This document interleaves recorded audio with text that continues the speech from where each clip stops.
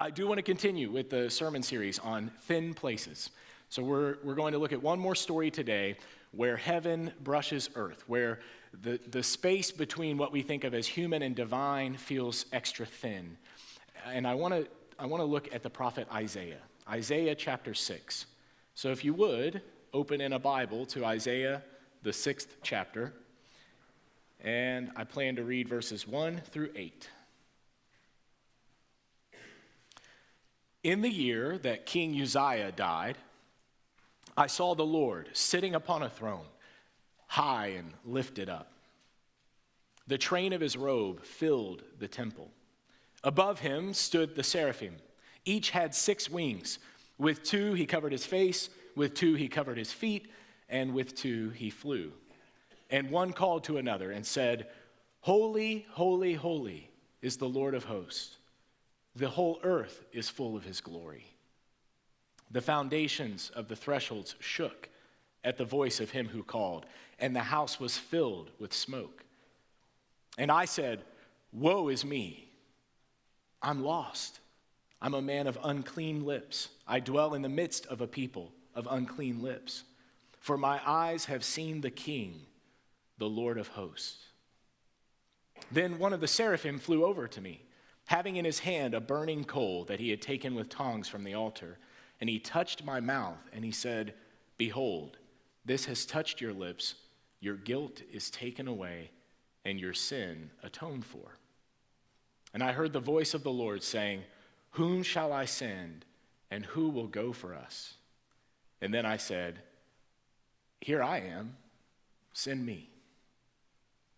This is the word of the Lord. Thanks be to God.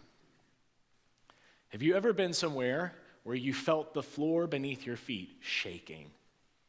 Anybody ever experienced that? I vividly remember, this was like 15 years ago when I was in college. I went to a UT football game at Neyland Stadium. And it was a packed game, like 100,000 people were there. And I don't believe I'm exaggerating. I think it was close to 100,000 people. The crowd was roaring, just so loud. Like, it started with tailgating in the parking lot, right? And then it moved into finding your seat in the stadium. And it was like an all-day affair. But it was wild. People were screaming. People were yelling, clapping, cheering, stomping their feet, making as much noise as they could make. We were pretty close to the student section. And at the time, I had some friends who were in a fraternity, and they were, extra. They were extra. I don't know how else to say it.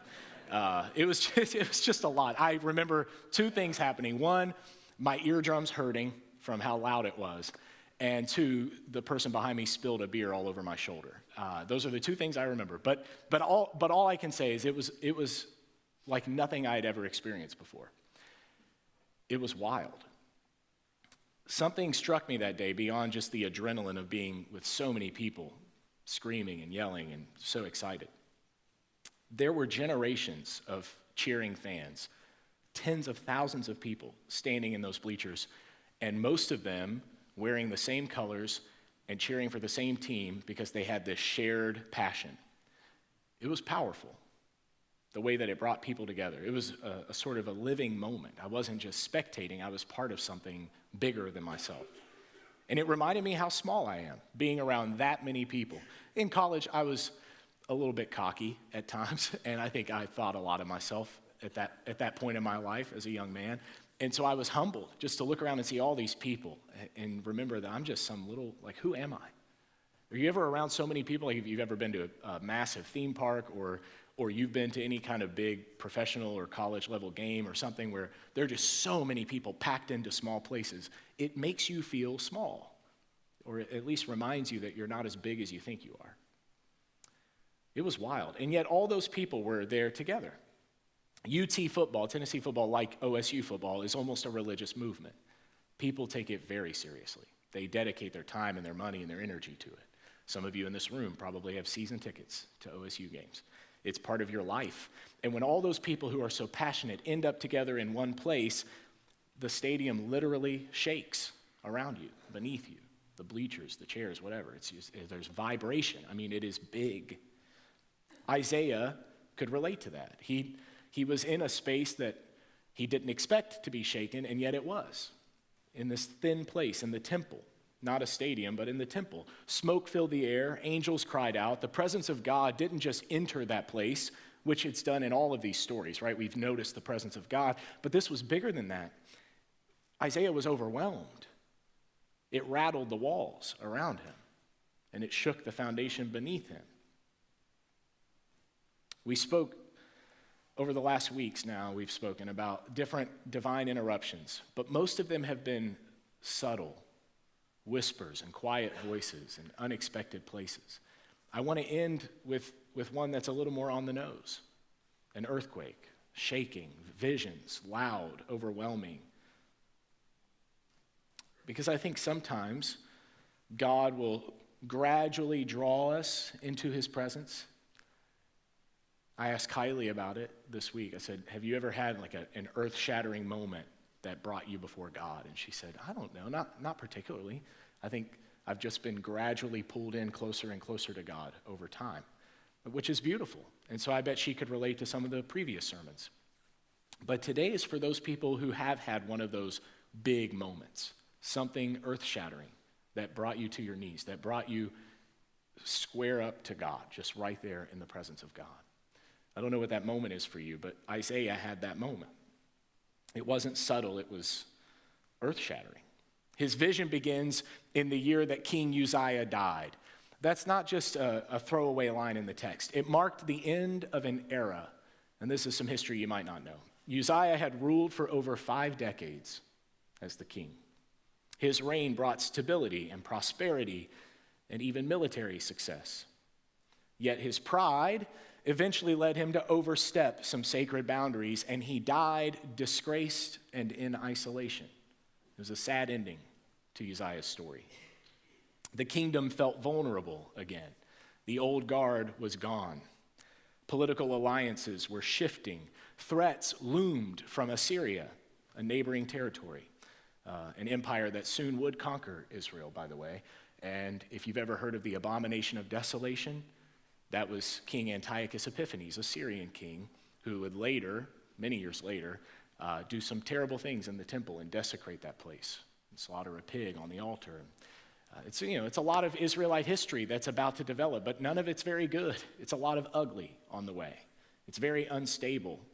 And in the shadow of all that national anxiety, Isaiah finds himself in the temple and perhaps goes there to seek clarity or comfort. You ever go somewhere or to a person, a place in your life where you feel like, I will find some stability here? This is the place that feels safe to me.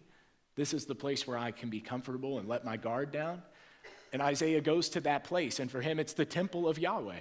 So he goes to the temple, and instead of comfort or clarity, he sees the glory of God. He's shaken. Majesty, God enthroned, high and lifted up. Instead of quiet religious routines that may have brought him some peace, Isaiah is confronted with the holiness of God.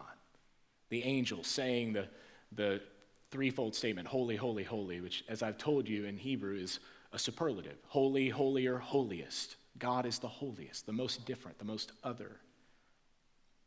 This place becomes the epicenter of a spiritual earthquake for Isaiah. Anybody ever been to Universal Studios? The park, the theme park? They used to have a ride. They used to. I don't think they have it anymore. But it was like a backlot tour sort of ride. And on that tour, there was a room where you'd stop. It was supposed to be a subway in San Francisco recreated. And you stop in there, and all of a sudden there's an earthquake. And the building starts to collapse around you underground, and water comes rushing in down the stairs. Any of you ever ridden that or have any idea what I'm talking about? It's pretty wild, okay? I looked it up on a video this week to make sure I wasn't, like Mandela effect or something, remembering something that never happened. It's real. It's real. I don't think it exists, though, anymore. But it did exist, and some of you can prove it. You wrote it. And I remember as a kid, it was so exciting. That was my understanding of earthquakes, because I grew up in Louisville, Kentucky, in the city. We didn't have any earthquakes I knew of, not any that would, shake your foundations of your home. But some of you have grown up in other places or lived in other places. Some of you have experienced real-life earthquakes.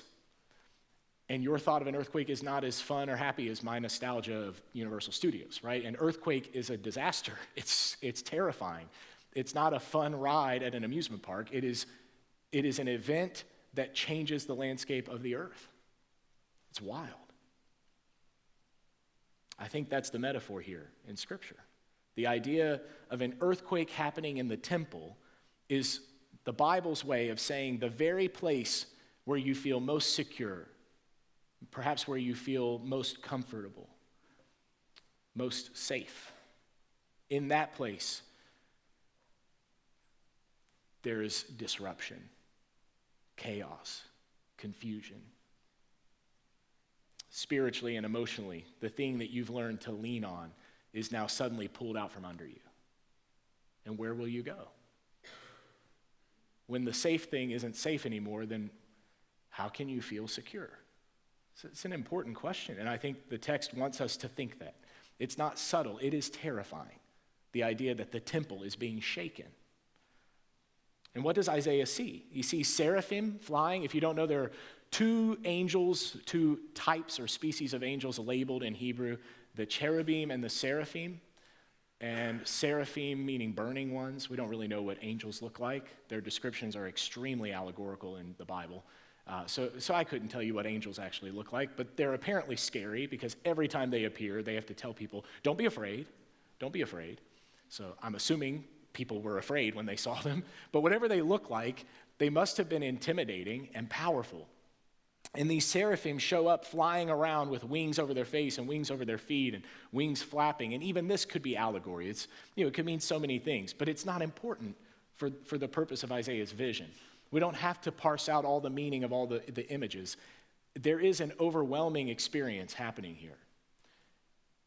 Overwhelming in every sense. Isaiah feels unclean. He feels small. He feels unworthy. I think he feels scared. And the voices thunder, holy, holy, holy. God is not just morally good. Isaiah is in the presence of a being who is the superlative of goodness, who is everything good, a being who is perfectly right, a being who is perfect love, who doesn't fail, who doesn't make mistakes. This is God. Isaiah has come into the house of God, and he's starting to realize what that actually means for him. In the light of that holiness, of this being that is wholly transcendent, that is uncontaminated, that elsewhere in the Bible is considered pure fire, in the presence of that sort of God, Isaiah crumbles. He falls apart. He says, woe is me. I'm undone. Or I'm unraveling. I'm falling apart, we would say. I'm a man of unclean lips. That's not performative guilt. I don't think Isaiah is trying to sound sad, like, oh no, I don't deserve to be here. Like this, this isn't flattery. This isn't lip service. I think Isaiah is overwhelmed by the presence of God. And we get this, right? A man who now sees himself for who he really is. He had probably been looking around at the world, and I'm guessing had made a lot of judgments about the people around him, the things happening around him, the world in which he lived. We all do that, right? We assess the world in which we live, but it's easy to look around us and not look inside of us. It's easy to blame everyone else and not recognize our own guilt and our own part that we play. I do it all the time. I do it in every arena of my life. I'm guessing Isaiah had some experience with that. And God is showing him he's not who he thinks he is. And if he's ever going to help, then he has to admit that he's also been part of the hurt. God's presence doesn't shame Isaiah. It brings clarity to Isaiah. It peels away pretense. It pulls up what Isaiah might have buried. And that's a hard truth, that we all have unclean lips, that we all live among people who are unclean, that we have spoken and acted selfishly, hastily, that we've chosen comfort over courage and what is right. We are all guilty. And we know that. I hope you know. I hope none of you think you are perfect and innocent. I think our guilt may vary by levels, what we've done or haven't done or why we've done it, the intention behind our actions and our words, that matters to God. But at the end of the day, we have all fallen short. And Isaiah comes to realize how small he really is in the presence of God, how imperfect he is. It's clarity, but that clarity is not condemnation. And this is where churches have often misled people. Clarity from God is not the same thing as condemnation from God. It is a mistake to think that God wants you to see your sin and recognize that you aren't perfect, that you need help, that something has to change. It's a mistake to think God shows you that to make you feel condemnation, to feel guilt. Rather, God reveals this to us so that we can be clear in our vision of who we are and who God is, and then we can make the appropriate steps toward repentance and faith and obedience and all the things that God uses to transform us. But we have to see who we really are first. It's kind of like AA or NA when we go through the 12 steps and we start with overcoming denial and admitting that we have a problem, right? Anyone who's been through a program, an addiction program, you know that it all starts with admitting you need help. If you can't recognize you have a problem and you need help, then you're not going to be helped, at least not sustainably, right? I hope that makes sense. Your spiritual life is the same way. The problem is, even though only some people struggle with addiction, we all struggle with sin. So we all have to admit that we need help. That's where the story begins for Isaiah. In this place where he comes for help, he has to first recognize he needs help he didn't realize he needed to begin with. I think Isaiah went to the temple assuming this is a safe place to escape the world that's burning all around me. And he gets there and God says, it could be burning in here too in a very different way. It's an amazing thought that we think running to God is how we escape this world. And in fact, by the end of the story, what God does is turn Isaiah around and send him right back into the world. Maybe we're looking for the wrong thing.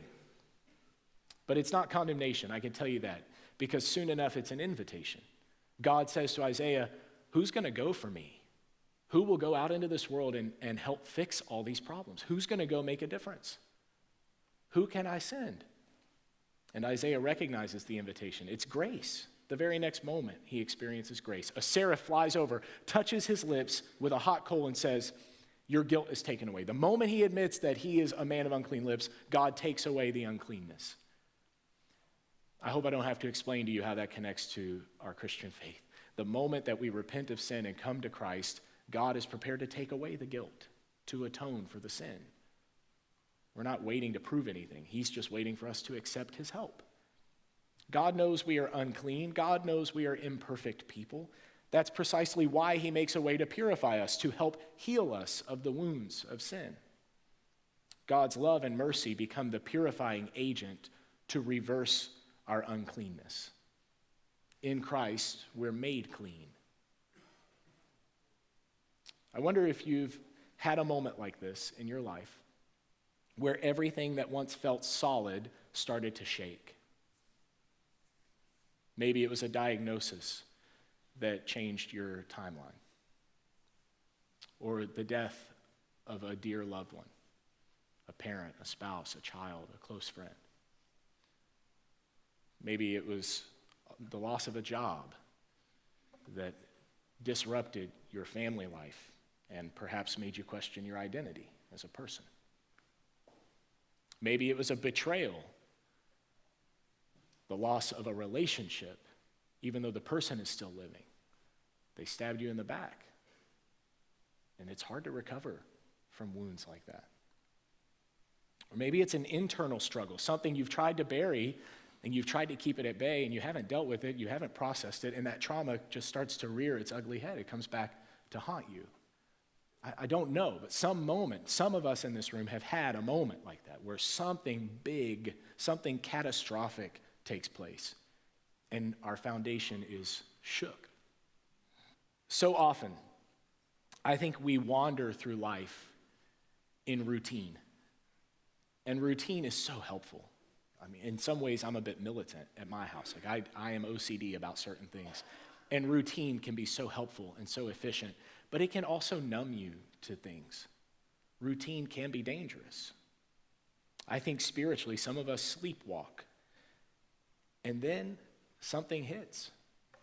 The floor gives way. We suddenly wake up, and we don't know why we're where we are or what is happening, and everything we thought was true is questioned. And that's when we remember, oh, I need God. It's in that moment when you wake up in the middle of sleepwalking through your life because you can't stay asleep anymore. Something jolts you awake, and in that moment you think, I need God. It's not just like, I would like to have God in my life, or it would, I'm so glad that I have the hope of heaven one day, or some like pacifying thought about religion. It's a moment of desperation where you think, I have to have God's help because I can't do this. I don't know what to do. I'm asking, have you been there? Have you felt that? And I know some of you have. Some of the most faithful people I've ever known only came to that place in their spiritual life because the ground beneath them gave way, because their foundation cracked open. They lost something or someone, and they had to look again for something that could not be lost, something that would remain, something holy and other, something more solid. Sometimes we can only see clearly when we've been shaken. What I mean is, you ever see stupid comedies where someone is in shock and the other character smacks them in the face and says, snap out of it, right? And they're like, oh yeah, I'm sorry. They were just in total shock and they didn't know what was going on and they kind of shut down. I also smacked my hands to wake you up. You seem sleepy this morning. Do we need a stretch break? You guys want to stand up and stretch? I think we're over halfway through. Yeah, I think Jesus did that for people. He spiritually slapped people upside the head to wake them up. I don't think he physically slapped people. Let's just be clear. In fact, he said if he were slapped, he would turn the other cheek, right? But he did spiritually wake people up, right? He said and did things that caused them to stop sleepwalking through their life and start thinking for themselves critically. He talked about foundations. He talked about sinking sand and solid rock and how we build our lives on one or the other. And if the storms come, what do you think is going to happen if you're on sand? It's going to wash out and erode. It's going to sink. That's no foundation for your life. And so Jesus wanted people to realize when storms come, if you don't have a good foundation, you're hopeless. And he was trying to help them to build a good foundation. That's the progression happening for Isaiah. I broke it into 4 movements. So here's the progression. Number 1, Isaiah is shaken by the holiness of God. Shaken by the holiness of God. When you encounter God, it ought to shake you in some way. If you really begin to understand who God is, all that is, the ontology of being itself. Any of you philosophy nerds, you might be tracking with me. Okay? Being itself. God is a deity. He is because he is and always will be. You can't even wrap your little pea brain around that concept, and neither can I, because we are temporal, time-bound beings. I am born, and then I will die. But God was never born. God will never die. God just is. And that's just one piece of who God is that's overwhelming. But then God is perfectly moral and all that is good. God is love, limitless, merciful love, unconditioned love. And God is so many other things, perfect justice, all the things, right? You could go on and on about the attributes of God. We could probably make some up that aren't even in the Bible, and they might be true, because God is all that is good, right? And you're not. You're just a person. You are an image bearer of God. You are dignified. You are valuable to God, but you're not God. And so we start with that. We start with what we're not. We're not God. And so we're shaken by the holiness of God. Number 2, Isaiah becomes honest about who he is and what he's done. He says he is a man of unclean lips. He's in the midst of a people of unclean lips. Woe is me. I'm a sinner. I'm not who I want to be. So we recognize who God is, and that shakes us. And then we come out of denial, and we recognize who we are, and we begin to confess who we are, acknowledging our sin.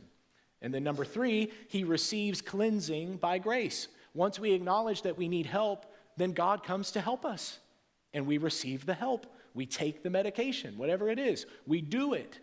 And then number 4, we are sent. Isaiah is sent out. Now that he has received grace, he becomes a messenger of grace. When God says, whom shall I send? Who will go for us? He doesn't say, Isaiah, will you go for me? There's no direct invitation. It's a generic call. It's a general question. But Isaiah can't help himself. He jumps in. He says, I'm right here. Send me.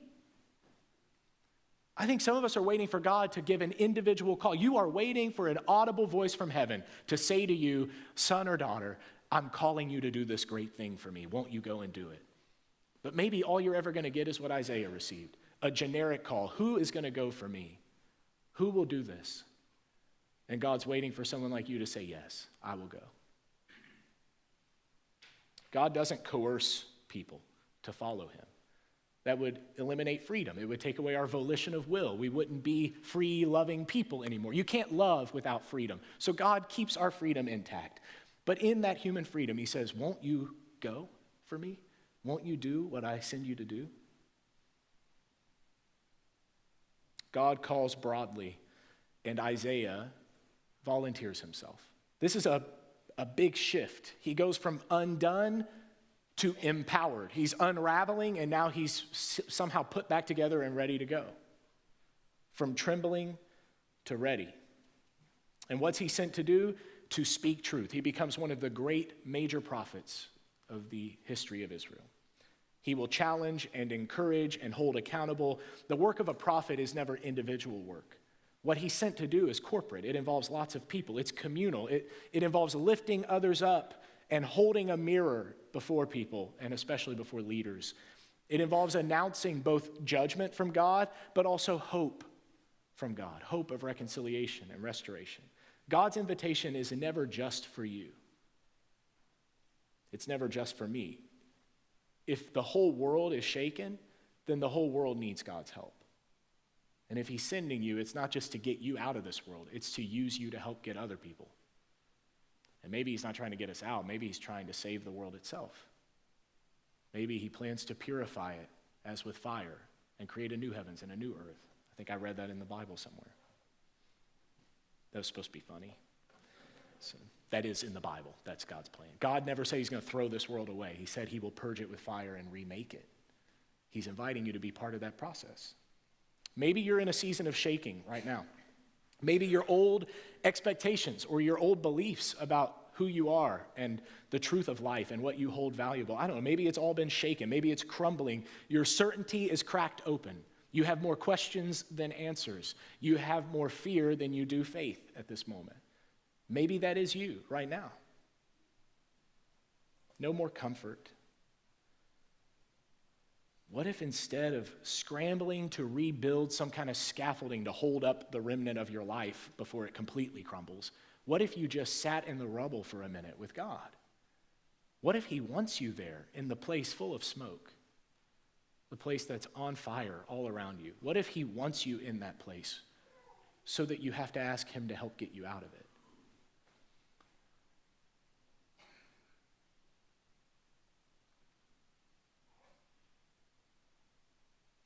What if you said, even while in the rubble of your life, God, I'm still here. I'll go for you. Send me. Not because you feel worthy, but because you finally realize you're not. Because you've let go of your own control over your life. Because you've accepted that you're not God. And the best thing you can do is go where God sends you. Be the person God made you to be. What if this sort of life-shattering, earth-shaking event is exactly what you need to wake up from your stupor, to get out of the sleepwalk mode and begin to really live the life God has called you to? I think there are 3 ways to respond to this, to wake up and receive grace. Number 1, don't rush past the awe. A-W-E, the awe, the worship of God. Don't rush past it. If God has revealed God's self to you in some powerful way, don't run past that. Slow down and take it in. Try to understand the grandiose beauty of God, right? You can't even put it into words. But allow yourself to be overcome by who God is, by his love, his forgiveness, his mercy, his purity and perfection. And as you're overcome by all of that, maybe you will be broken out of your sense of denial. You'll accept who you really are. And so then the second thing is you can name what has been exposed in your life. Name it. Isaiah says, woe is me. And then he names it. I am a man of unclean lips, and I dwell in the midst of a people of unclean lips. You might have to name something. You might have to confess before God. We don't just worship. Worship leads us to confession, to break out of denial, to admit that we are sick and we need help. Not just to feel guilty, but to get honest, to be healed. I wonder if you've ignored or hidden something and God is trying to bring it to light. Not to produce shame in you, but godly sorrow that leads to transformation. And then thirdly, look around. If you have received this, if you've acknowledged it and God has come to your aid and you're healing and you're being forgiven by God, then your job is to carry that on, to be a messenger of grace. It never just ends with you. God didn't come just to save you and your happy little life. He calls you to then extend grace to others. In fact, you will never really understand the love of God until you have shared it with other people, until you learn to forgive. You'll never understand what it meant to be forgiven. Until you learn to love, you won't understand what it means to be loved. And so God invites you to look around. Look around. Serve other people. Who in your life might also be shaken? Who needs your voice? Who needs your prayers? Who needs good news from your mouth? I want to take just a moment, maybe 30 seconds. I love awkward silence during church, so I'm going to make some, okay? So I need you to be quiet. And in your heads, not out loud, this is rhetorical, but in your heads, I want you to answer these questions. Again, they are rhetorical devices. You don't need to say it out loud, but think through these things, and please take a moment and really think. 3 questions. Number 1, what is shaking in your life right now? Is there a place in your life that you thought was safe or secure, and right now it's shaking? What is that place?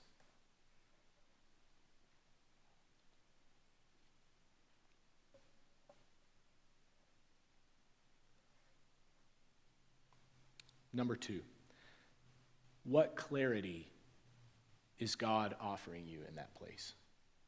What might God want you to see that you haven't been seeing?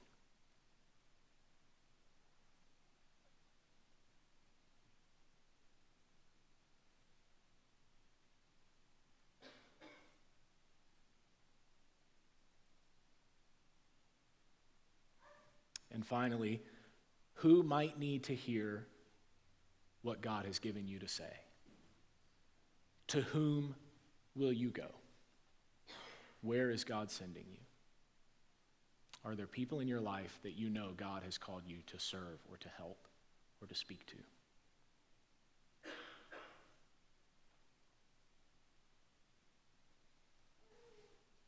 I'll invite the band to come back up.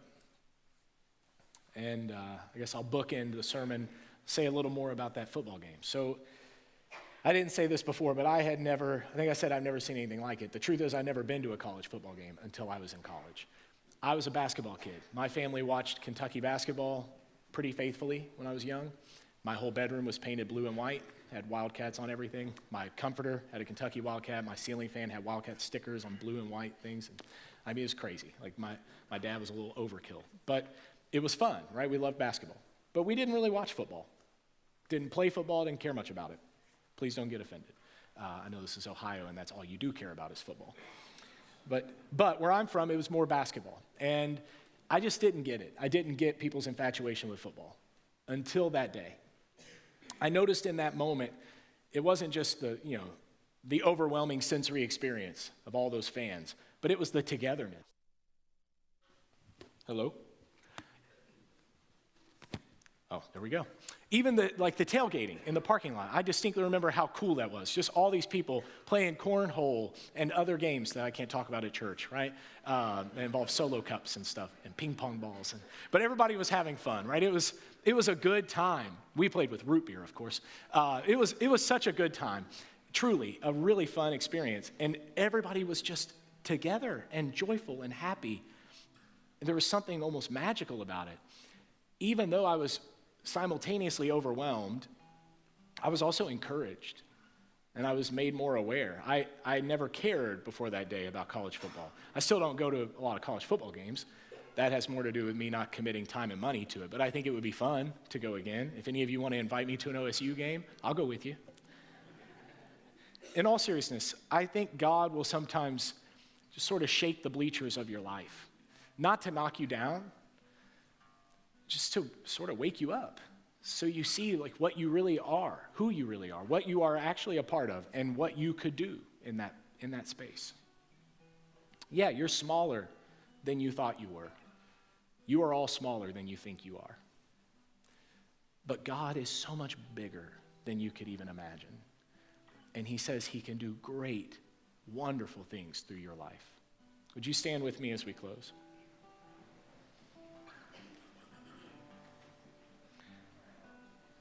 Earthquakes are wild, right? As a phenomenon, as a natural phenomenon, they're wild. They destroy things in their wake. They ruin lives.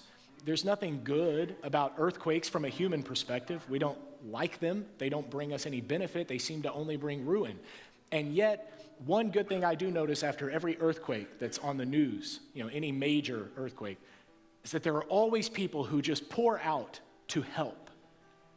I learned that from Mr. Rogers as a kid. Always look for the helpers. You turn on the news and you see some disaster like an earthquake, but if you look long enough, you'll see people who help, people who come together, people who recognize, yeah, this is a mess, but I could do something to make a difference. And God uses them. If there are earthquakes around you in your life, maybe God is waiting for you to step up and help do something about it.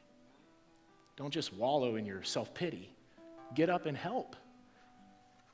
I don't know what that will look like. I mean, we see the mess around us. You today could scroll the internet or turn on the news or just walk around Gallia County for a few minutes. You'll see a mess, right? There's plenty of stuff to complain about in the world, to be afraid of.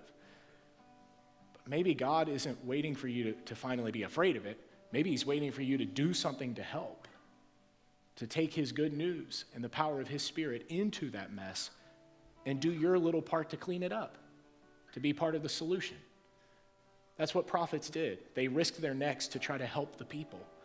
We forget that sometimes. We read Isaiah and we think he's just some great character in the Old Testament, but he was a guy like you or me, just a person that heard the voice of God, who recognized his life had been shaken to the core and said, I'm prepared to go do something to help. I wonder if God is calling some of you to be the people who will get their hands dirty building something new and better. When they see the foundation slide out underneath everyone, they'll come in and try to help rebuild. Maybe you could be that person who does what is right, who speaks the truth in love, who brings peace, who makes the world better. In the name of Jesus, you can do this. So after we come to the Lord's Supper and we sing another song and we leave this building and all the religious stuff is over, I hope that when you leave, your shaken moments become sacred moments. That the places in your life where you are overwhelmed become places where you receive grace and find God and then go and help others to do the same. So that when you hear the voice of God calling, you can say, even with trembling clarity, here I am, Lord, send me.